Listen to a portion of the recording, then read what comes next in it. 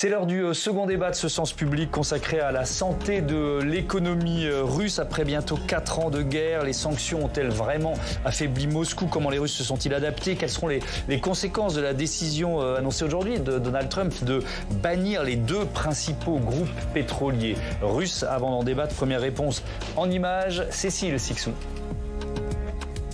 Si en façade, Vladimir Poutine vante la solidité des finances de son pays, en réalité, l'économie russe, transformée depuis 3 ans en machine de guerre, montre de plus en plus de signes de faiblesse. Son déficit budgétaire s'accroît, elle manque de main-d'œuvre et les prévisions de croissance sont en chute. Nous avons un ralentissement très important du taux de croissance de l'économie russe entre 2024 et 2025.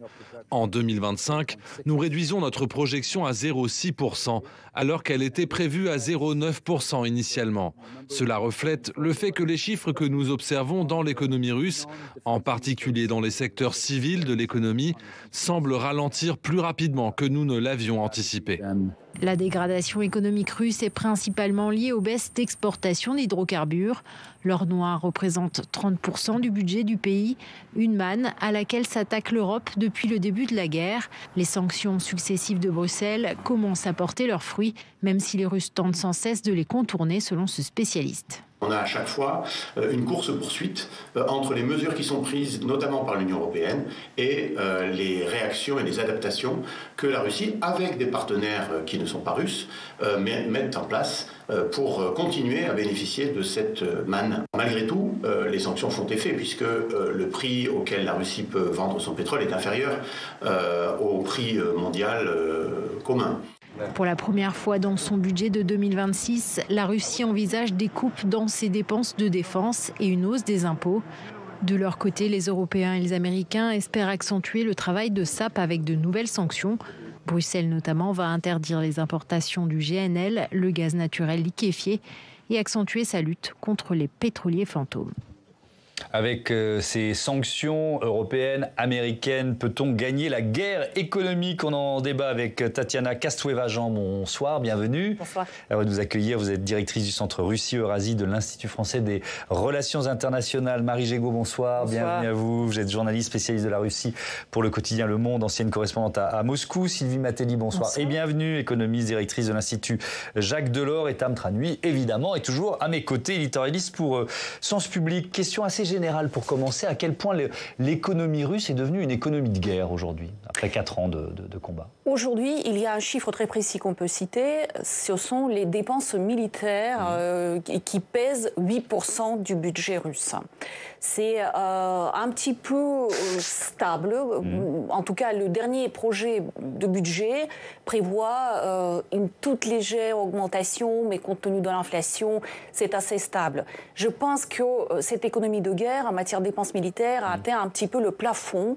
C'est une sorte de plateau maintenant, mais cela se maintient à ce niveau-là et une réduction n'est pas prévue. Oui. Et les entreprises du complexe militaro-industriel fonctionnent vraiment à plein régime, à la différence de différents secteurs civils, notamment l'automobile, où il y a aujourd'hui le chômage caché, la semaine de travail qui est réduite et les gens qui sont mis en congé technique. Est-ce que les familles russes, Marie Gégaud, est-ce qu'elles souffrent de la guerre ou pas forcément d'ailleurs?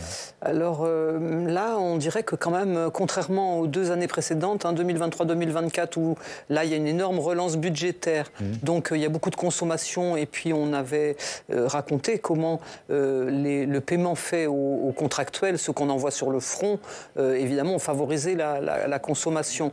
Donc là, on est un petit peu à la limite de ça. Et les familles sont quand même... Alors récemment, les Russes ordinaires, très touchés par des pénuries d'essence, ou du moins des limitations pour les achats d'essence, en raison des frappes ukrainiennes sur les raffineries russes, qui se poursuivent, qui se sont intensifiées, qui sont répétées. C'est-à-dire à peine les Russes répare que, hop, il y a un deuxième tour, puis un troisième. Certaines raffineries, je crois, ont été touchées jusqu'à 5 ou 6 fois. Et donc, ça finit par avoir des conséquences sur ce que les gens peuvent mettre dans leur réservoir. L'essence est plus chère et elle est limitée, notamment en Crimée et dans l'extrême-orient russe. Avec un autre chiffre, là aussi, qui bat un record en matière de déficit budgétaire, plus de 51 milliards d'euros. C'est la Banque de Russie qui donne ces chiffres. Sylvie Matelic, si on parle de macroéconomie, là, on disait 8% du PIB consacré à l'effort de guerre. En France, on est tout juste au-dessus des 2. Le pays d'Europe qui dépense le plus, ça doit être la Pologne, c'est ça, qui est à 4. Bon, voilà, ça donne un peu des niveaux de comparaison. Mais sinon, globalement, alors là, on était avec les Russes, comment ils le vivent, mais l'économie russe, quel grand chiffre on peut donner sur l'inflation, par exemple, sur des choses comme ça? Et pour compléter le chiffre des 8%, ce qui est important de rappeler, c'est que sur la dépense publique russe, 38% de la dépense publique russe est dédiée aux militaires. Donc c'est énorme, c'est quasiment un rouble sur 2 qui finance l'industrie militaire. Alors au niveau macroéconomique, je crois qu'on atteint peut-être un point d'inflexion. C'est-à-dire jusque-là, au fond, c'est essentiellement la politique monétaire et donc la Banque centrale qui a financé cette guerre en émettant de la monnaie. Quand vous émettez de la monnaie classique, vous créez de l'inflation. Vous avez tendance à dévaloriser votre monnaie. Pour limiter la dévalorisation de votre monnaie et lutter contre l'inflation, vous êtes obligé d'imposer des taux d'intérêt très hauts. Et en fait, donc ça a des conséquences pour les ça a des conséquences pour la population, tout à fait, parce que cette inflation, ça a été très bien dit par Mme Gégaud, mais en fait, jusque-là, si vous voulez, il y a un arbitrage qui doit être fait entre ce que vous dépensez, la dépense publique, et cette dépense publique dans la défense, eh bien finalement, elle soutenait un certain nombre de régions, elle soutenait le pouvoir d'achat de la population, et jusque-là, ça compensait largement l'effet inflationniste et l'effet taux d'intérêt. Il semblerait qu'aujourd'hui, on soit arrivé à un point d'inflexion où finalement, l'impact des taux d'intérêt très élevés, qui pénalisent les ménages et les entreprises, parce que quand vous voulez vous endetter à 18%, vous réfléchissez à 2 fois parce que ça fait très très cher. Donc ça commence à pénaliser. Finalement, ce handicap-là n'est plus compensé par la dépense militaire, et ce d'autant moins qu'on s'aperçoit que les entreprises qui produisent des armements ont du mal à recruter aujourd'hui, donc ont du mal à augmenter la production. Donc au fond, vous pouvez investir, si vous n'arrivez pas à recruter, vous n'arrivez pas à produire. Donc j'ai l'impression, on a l'impression, et ça se traduit très bien dans à la fois les conséquences pour la population qui sont de plus en plus visibles, mais également par le ralentissement de la croissance économique. Pendant 2 ans, vous avez une croissance économique qui a été portée par l'économie de guerre. Aujourd'hui, ce qui est très intéressant, c'est que les prévisions de croissance pour 2025 et pour 2026 de la Banque centrale de Russie sont assez proches des prévisions du Fonds monétaire international, c'est-à-dire autour de 1%. Donc tout concorde à dire que la croissance ralentit vraiment. Alors, on a commencé à évoquer la question du pétrole, évidemment, c'est central dans un débat sur l'économie russe, et on va y consacrer tout un chapitre tout de suite. Il y a une semaine, Vladimir Poutine rappelait le poids de la Russie sur ce marché international du pétrole. La Russie conserve sa position parmi les principaux producteurs de pétrole, malgré les mécanismes de concurrence déloyale utilisés à notre encontre. Nous représentons environ 10% de la production mondiale et nous prévoyons qu'à la fin de l'année, 510 millions de tonnes de pétrole seront produites dans notre pays.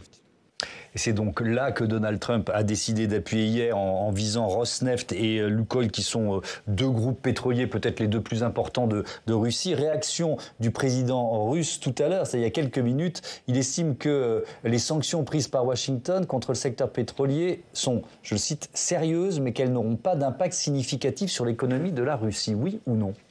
C'est difficile de dire tout de suite, parce qu'il y a eu déjà pas mal de sanctions quand même qui concernent le pétrole et le gaz russe. Et puis la Russie elle-même aussi vend aujourd'hui, il y a encore une partie qu'elle continue à vendre à l'Europe, et notamment sous forme de gaz naturel liquéfié. Mais il y a, eu des annonces européennes pour dire qu'on essayait ça doit faire partie du prochain paquet de sanctions, tout à fait. Mais cela prend du temps. Bien sûr. Et puis en fait, ça aboutit aussi à l'augmentation quand même des prix, à la consommation sur les marchés européens. C'est là-dessus que pointe aussi souvent Vladimir Poutine en disant que les Européens travaillent contre leurs propres intérêts économiques. Et donc la Russie, et c'est un tournant qui a commencé déjà depuis 2014, notamment avec 2018 la construction, la mise en œuvre du pipeline La Force de Sibérie 1. Il y a déjà une partie qui a commencé à aller vers la Chine, même si ce ne sont pas les mêmes gisements.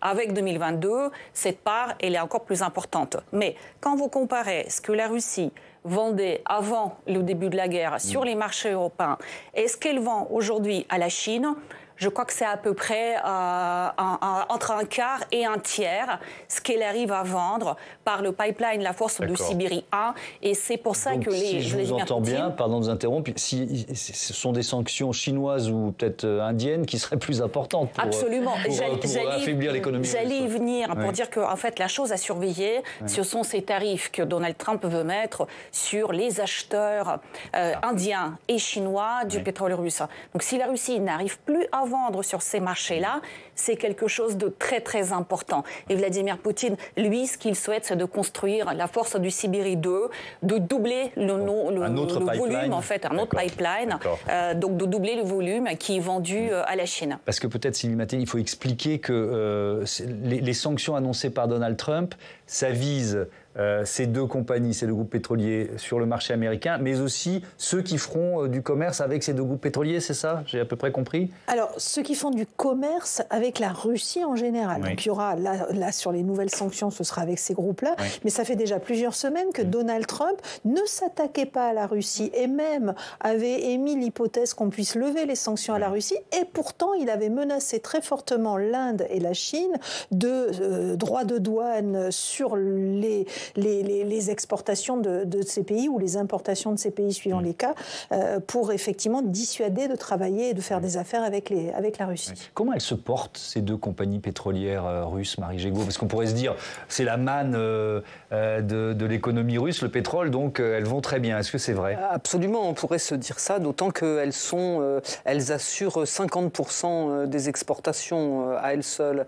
Toutefois, ça devient quand même difficile pour les exportateurs russes, dans la mesure où les sanctions font du mal.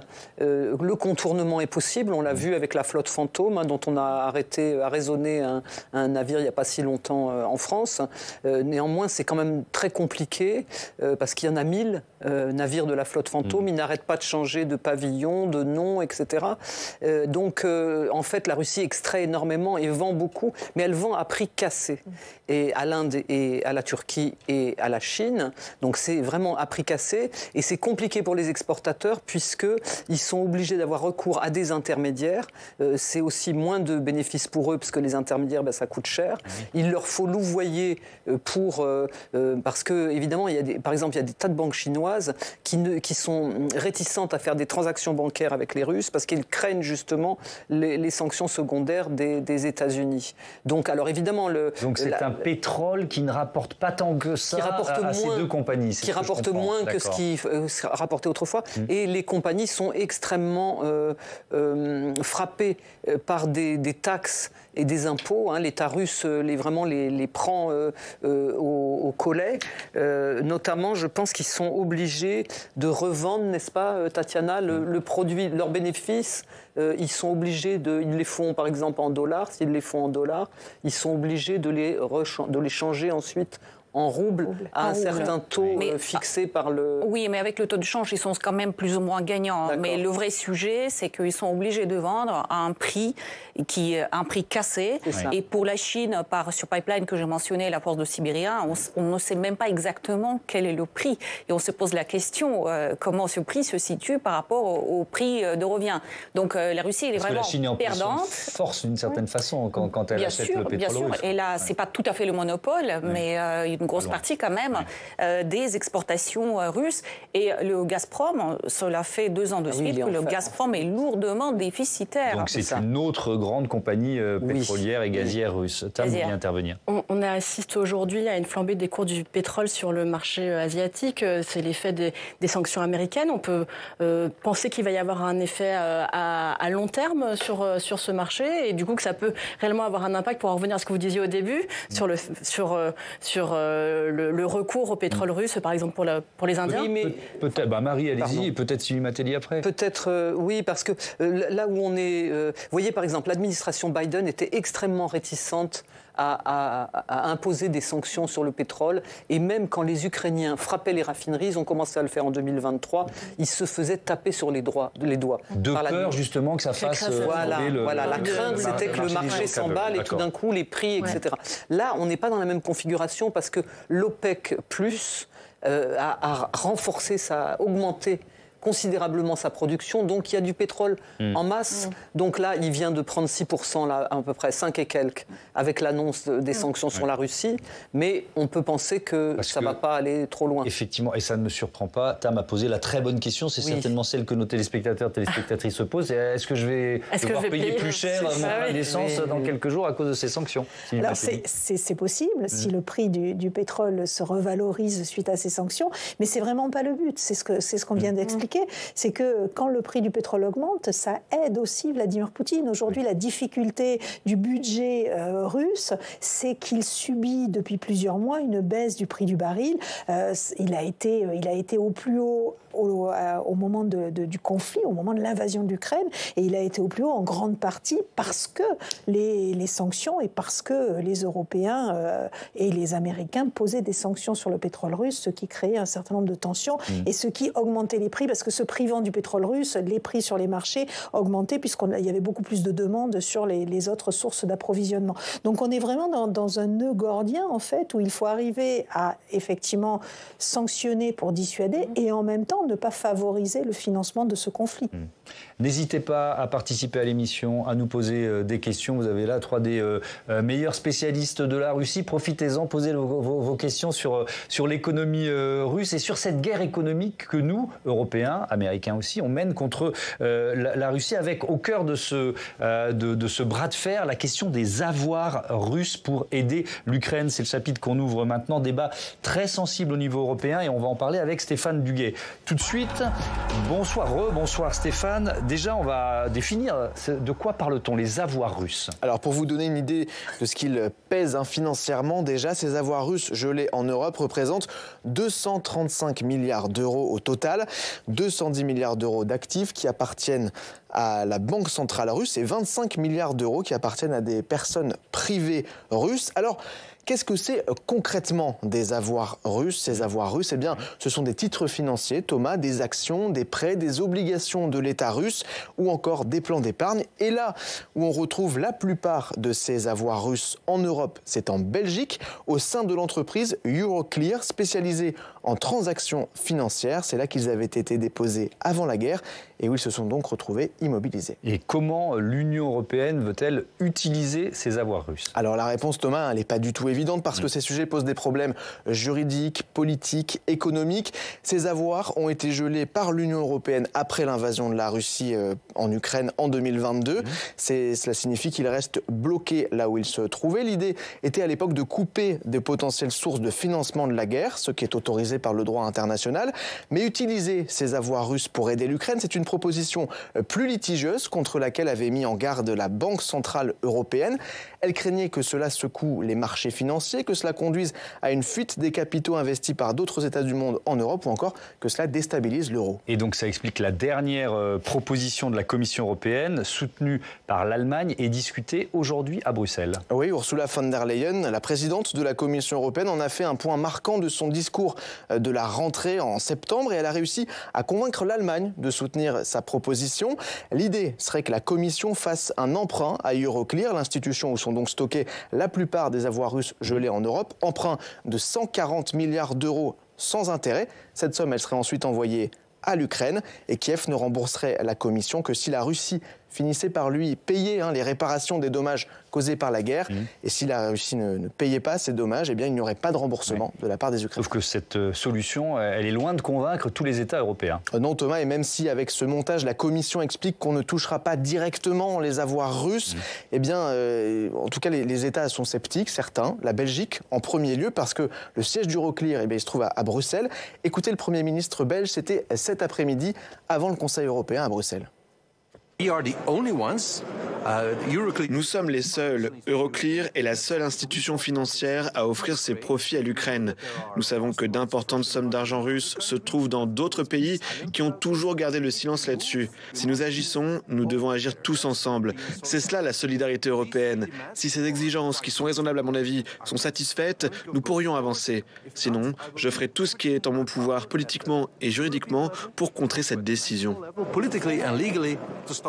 Alors en plus de la Belgique, il y a d'autres États qui sont frileux à l'idée d'utiliser ces avoirs russes pour l'Ukraine, l'Italie ou encore la France.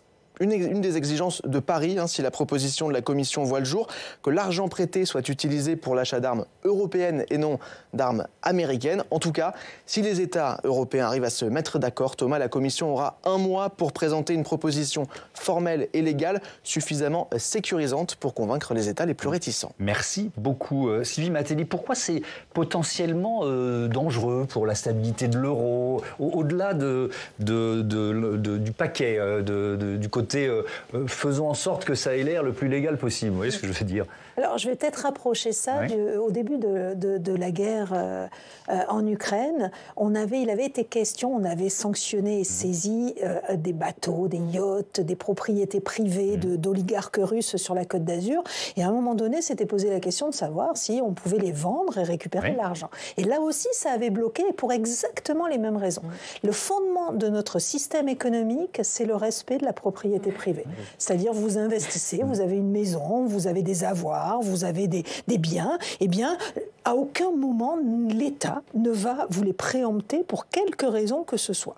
Donc ça, c'est un fondement qui est très, très important pour les investisseurs étrangers, parce qu'en général, les pays qui attirent le plus les capitaux étrangers, c'est ceux qui sont extrêmement rigides et extrêmement respectueux de cette propriété privée. Moi, je me souviens au tout début des années 90, quand les pays d'Europe centrale et orientale se sont ouverts et avaient besoin d'attirer les investissements, la première des choses que vous voyez sur toutes les brochures commerciales pour attirer les investisseurs, c'est « nous respectons la propriété privée », ce qui n'était pas une évidence pour les pays d'Europe centrale et orientale à cette époque-là, bien évidemment. Donc c'est quelque chose d'extrêmement important. Donc c'est attention au message que l'Europe enverrait au monde. C'est ça, et ça peut donner l'impression qu'on se permet n'importe quoi sous n'importe quel prétexte. C'est quelque chose qui est assez mal apprécié des investisseurs, d'où toutes les prudences qui ont été prises pour rassurer et pour expliquer que non, on ne récupérait pas ces avoirs. Marie Gégaud, est-ce que ça changerait le destin de cette guerre ? 140 milliards d'euros prêtés à l'Ukraine. Peut-être pas, mais en tout cas, l'Ukraine vient de faire savoir qu'elle avait besoin pour 2026 de 153 milliards de dollars, à peu près. Donc voilà, plutôt que de prendre dans la poche du contribuable européen, je pense qu'on serait bien inspiré. Je ne comprends pas pourquoi la France est aussi réticente. Évidemment, comme vous l'avez dit, Sylvie, c'est une histoire réputationnelle. C'est la réputation. Mais ça, c'est important. C'est ce que la présidente de la Banque centrale, la gouverneure de la Banque centrale, Christine Lagarde, avait souligné. Mais là, puisqu'on a trouvé une sorte finalement d'astuce. Un montage. Voilà. Ça s'appelle un prêt de réparation.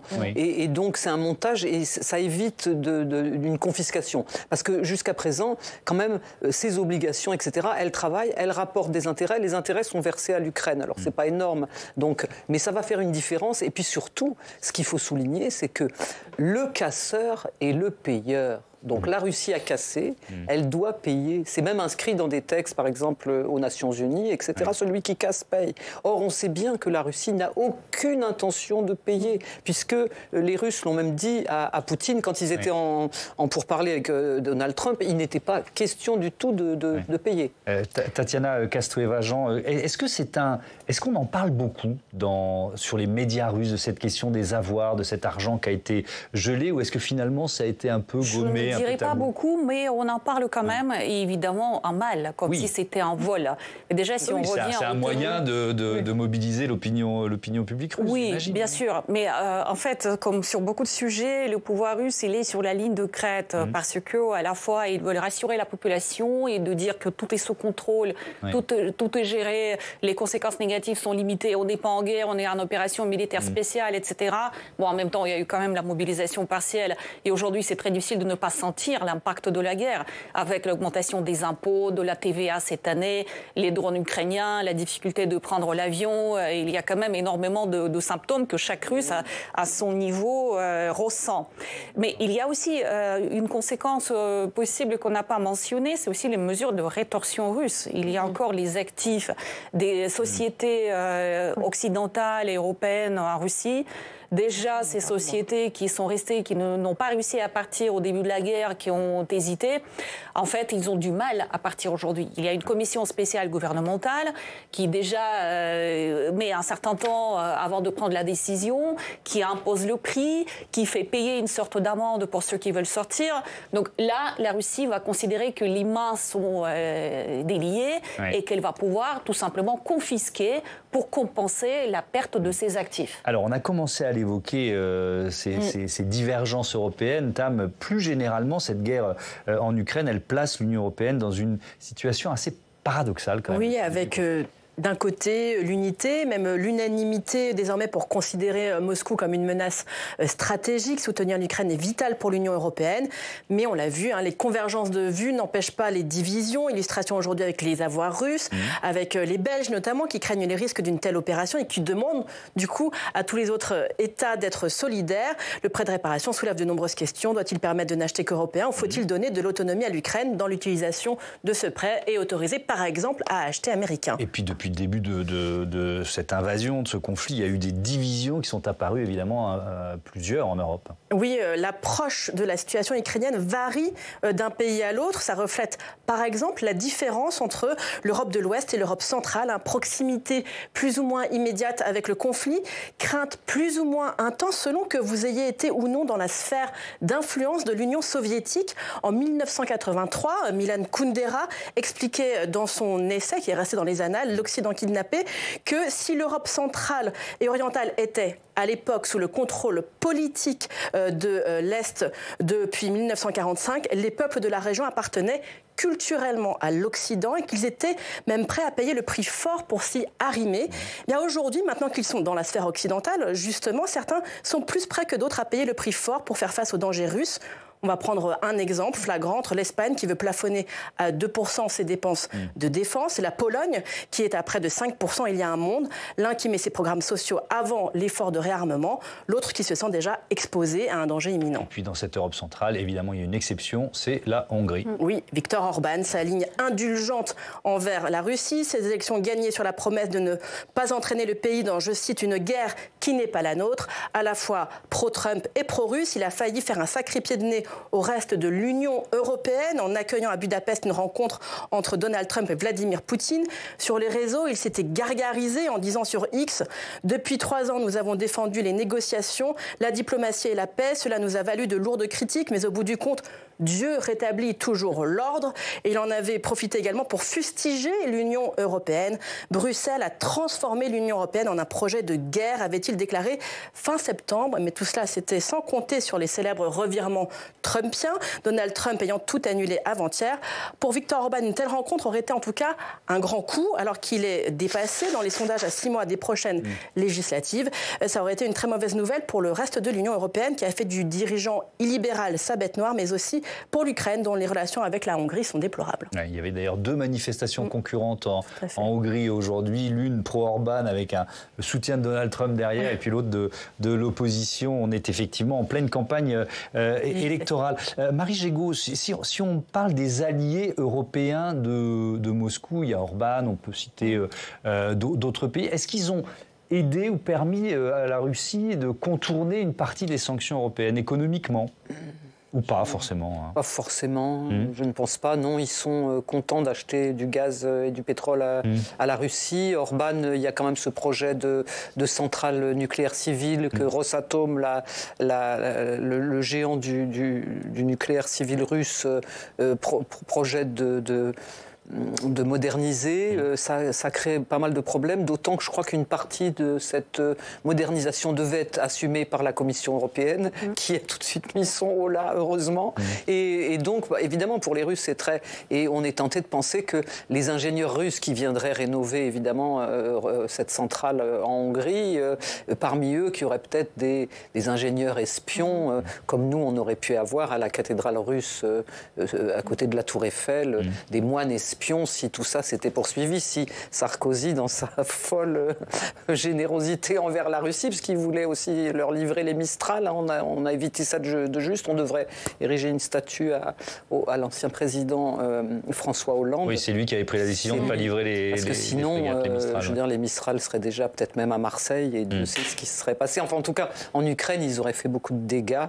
Et donc voilà, je pense que ces pays ne sont pas vraiment... D'ailleurs, on est en train d'essayer la Commission européenne est en train d'essayer de trouver des solutions pour que dans le vote, il n'y ait plus un vote qui soit dépendant de ces pays. Et c'est vraiment parce qu'on se souvient qu'il avait fallu faire sortir Viktor Orban de la salle pour qu'on ait une pseudo-unanimité. Oui, absolument. Oui. Et je trouve très pertinent ce que vous avez dit sur Milan Kundera, ce qu'il explique. Et on se demande pourquoi la Hongrie, qui a quand même souffert en 1956 de l'invasion soviétique, avec des morts, c'était terrible. On se demande comment aujourd'hui Orban peut continuer avec un tel discours pro-russe. C'est absolument sidérant. L'amnésie des peuples. Oui. On parlait de division ou de dissension au sein des pays européens, mais les institutions européennes, Sylvie Mathilde, elles ne sont pas forcément d'accord entre elles, notamment sur les avoirs russes dont on parlait tout à l'heure. La Commission, vous avez Ursula von der Leyen derrière vous, elle pousse pour aller plus loin que simplement le gel. Il y a d'autres institutions qui disent oh là, attention, danger. Le Conseil, c'est les États. Donc forcément, on retrouve les mêmes dissensions que celles qui ont été décrites très clairement. Et évidemment, cette question du respect des règles et de l'attractivité fait peur à un certain nombre d'États. Et donc, et puis il y a une cohérence européenne qui est un continent du droit, d'une certaine façon. Il y a aussi cette bagarre, qui est une bagarre mondiale pour savoir si le droit international, le droit économique, etc., on continue de le respecter ou pas. Oui. Et ce que disait Tatiana est très juste. Je pense que vous avez aussi des pressions des entreprises auprès de chacun de leurs États pour expliquer les risques financiers qu'elles prennent dans ce type de décision, en fait, face à ce type de décision. Aujourd'hui, elles n'ont pas l'avantage en Russie, elles sont en grande difficulté, avec en plus l'impossibilité de se retirer ou alors en y laissant énormément de plumes. Donc très clairement, ça doit peser. Alors, vous avez parlé de représailles tout à l'heure des Russes vis-à-vis de pays ou d'entreprises européennes. Le mot représailles, il a été utilisé par le Premier ministre belge aujourd'hui parce qu'il dit confisquer les avoirs russes, c'est tentant, mais attention quand même. J'attends avec impatience la discussion sur les avoirs immobilisés et non sur les avoirs gelés. Il y a une grande différence, comme ce sont des avoirs souverains.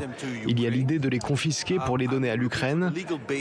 Si nous voulons les donner à l'Ukraine, nous devons agir tous ensemble. Sinon, les représailles russes pourraient ne toucher que la Belgique, ce qui n'est pas très raisonnable. Nous sommes un petit pays et les représailles peuvent être très dures. C'est assez passionnant, Marie Gégaud, cette déclaration, parce que ok, on veut bien y aller, mais pas tout seul. Ce qu'on peut comprendre, parce que on va voir, tiens, le 1 hebdo qui pose cette bonne question. Sommes-nous en guerre avec la Russie? Je propose qu'on voit cette couverture. C'est une guerre hybride, mais c'est une forme de guerre qu'on est en train absolument, de bien sûr. Donc, on a quand même l'impression qu'il y a parfois un certain nombre de courage aussi. Que ces atermoiements, finalement, on entre dans la 4e année de guerre, c'est très très lourd, c'est lourd pour tout le monde, et donc il faudrait parfois prendre des décisions qui marquent le coup.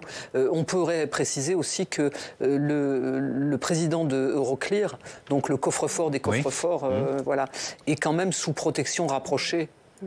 C'est-à-dire qu'il a eu des menaces sur sa vie.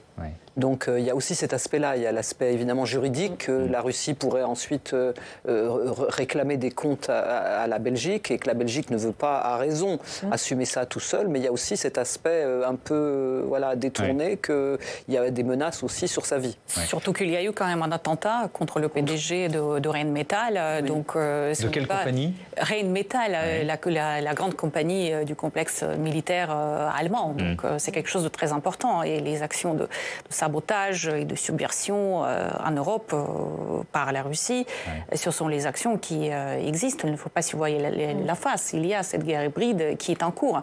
Et la Belgique a raison de s'inquiéter, d'appeler les autres à la solidarité.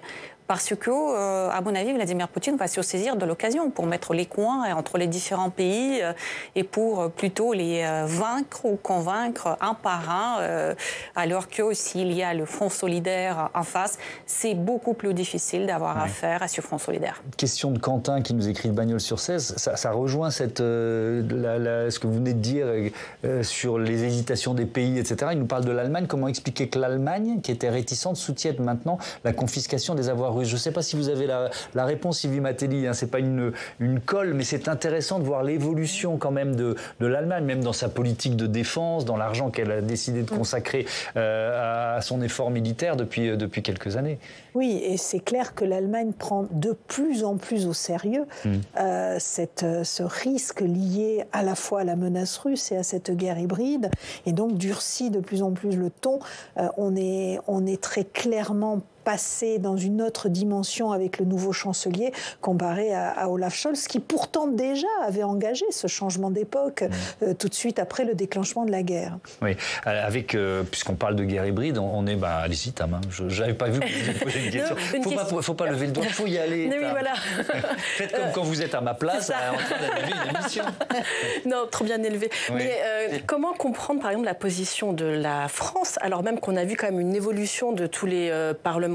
On était passé d'un moment où le sujet des avoirs russes gelés ne faisait pas l'unanimité, mais bon, au mois de février, de mémoire, il y a eu l'adoption quand même d'un texte au Parlement sur ce sujet. Et en revanche, le gouvernement qui a toujours les mêmes craintes, est toujours en train de freiner et qui s'oppose. Oui, on peut penser que, comme l'a souligné Sylvie, il y a probablement un très fort lobbying des entreprises, des hommes d'affaires. On a par exemple l'entreprise Total française qui est très impliquée dans le GNL, le gaz liquéfié, des tas d'autres entreprises françaises qui ont probablement des actifs qui sont restés en Russie et ils espèrent les récupérer.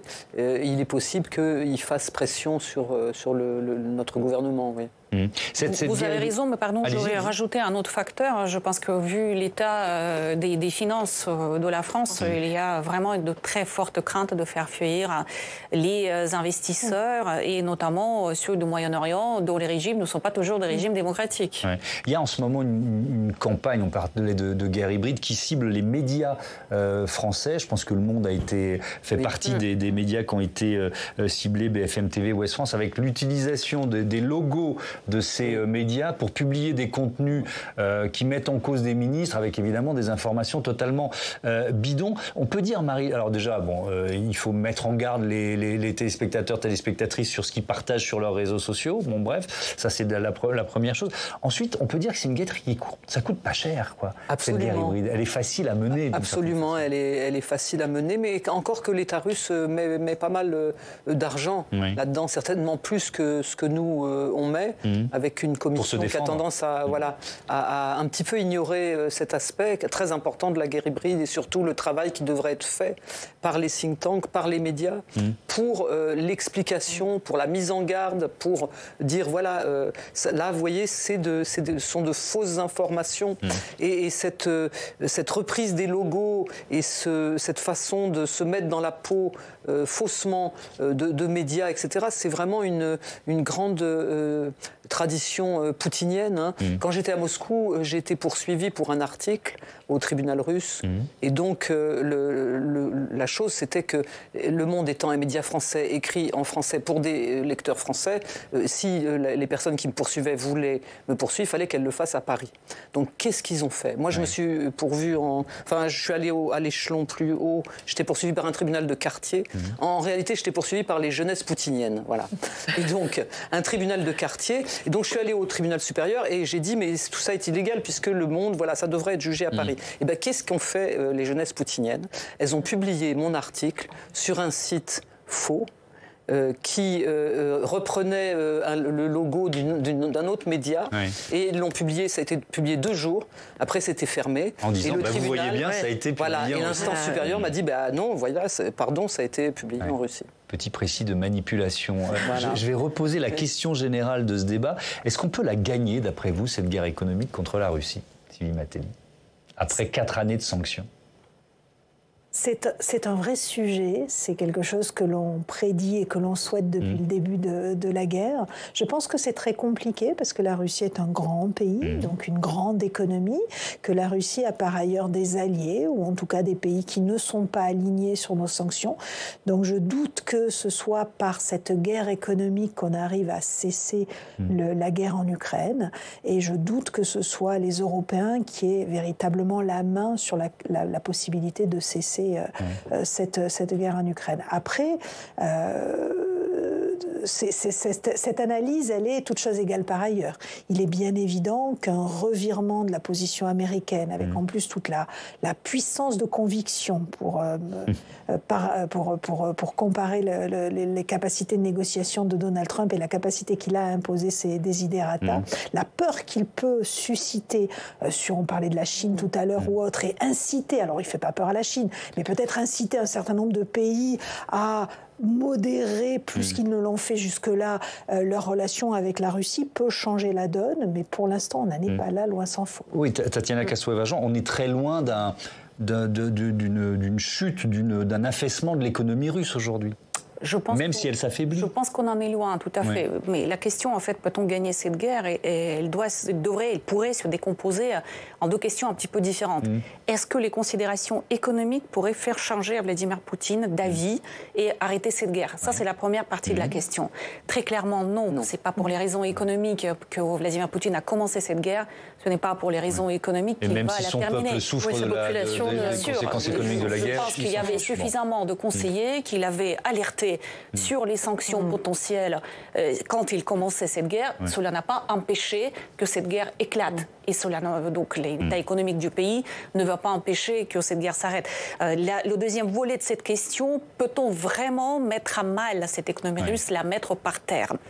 Tant qu'elle est soutenue par les pays comme la Chine, l'Inde, la Turquie, ça me semble improbable. Mais donc le sujet à surveiller, c'est qu'est-ce que Trump il va réussir à faire pour détacher la Russie de ses soutiens du Sud global. Parce qu'on se pose, et on va terminer là-dessus, Marie Gégaud, toujours la question du peuple russe, de l'opinion russe. Bon, voilà, ça fait 2 décennies de pouvoir poutinien, il n'y a pas de rébellion à attendre, quoi. Non, je crois qu'il faut se rendre à l'évidence, il y a quand même une adhésion, alors peut-être elle est due à la propagande, les cerveaux ont été lavés, etc., mais il y a quand même une adhésion, et je pense que c'est faux de dire, comme on a tendance à le dire parfois, voilà, Poutine est une erreur de l'histoire, comme Erdogan est une erreur de l'histoire, il a été élu comme ça, puis maintenant il se maintient. Non, ces dirigeants populistes sont en miroir avec leur peuple, et il y a quelque chose, voilà. Donc non, moi je serais toutefois un peu plus optimiste sur la capacité à faire plier Poutine et à quand même affecter l'économie russe, parce que je pense qu'il y a des grands problèmes structurels qui datent déjà de l'économie russe, qui datent déjà avant la guerre, et que la guerre n'a fait que les accentuer. Et je pense que quand même, elle peut être considérablement fragilisée, et que l'amitié, comment c'était entre la Chine et l'amitié sans limite entre Xi Jinping et Poutine, eh ben, elle a ses limites, et finalement c'est plutôt une vassalisation de la Russie par la Chine à laquelle on est en train d'assister. Merci beaucoup, merci à toutes d'avoir participé à ce débat. Marie Gégaud, on vous dit évidemment dans le quotidien Le Monde. Je vous dis à lundi pour un nouveau Sens Public. D'ici là, vous retrouvez nos débats sur publicsénat.fr. Vous pouvez réécouter l'émission en podcast, et puis notez que c'est un économiste, Christian Saint-Etienne, qui sera l'invité de la matinale face à Oriane Mancini demain. Salut.